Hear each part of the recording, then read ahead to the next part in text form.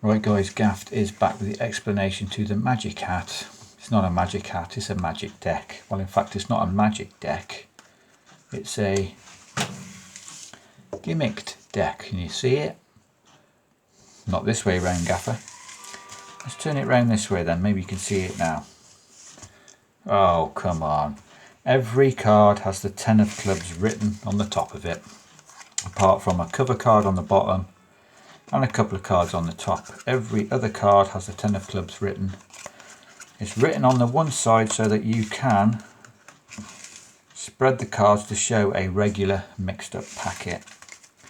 You're going to have your force card. You're going to force this sort of card on them so you can show the deck to be mixed up. When you spread the cards, maybe obscure this 10 of clubs. You don't want them to clock that as the first card. And say, right, we're going to give them a bit of a shuffle. All you're going to do is shuffle that 10 to the bottom. So you've got one card, another cover card, and then keep shuffling.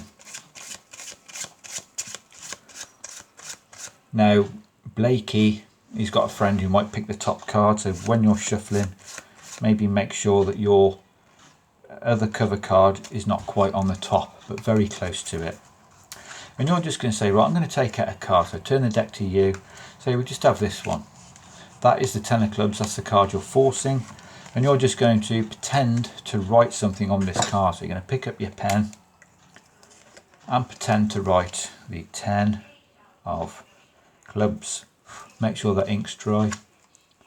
Now you could take the ink cartridge out of a Sharpie and leave it open for a few days and dry the tip off so you can make it look like you're really writing on the card, or you could just pretend to write, whatever. And then you're going to take your card. You know what, we're going to throw it into the magic hat. Spectator now has got a free choice of any card.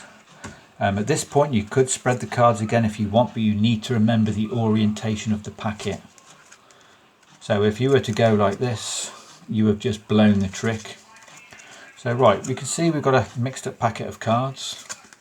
In fact, we can give them another shuffle if you want. So you have got a cover card on the bottom, so you could shuffle that back to the top, or you could just leave it as it is and get them to touch any card they want.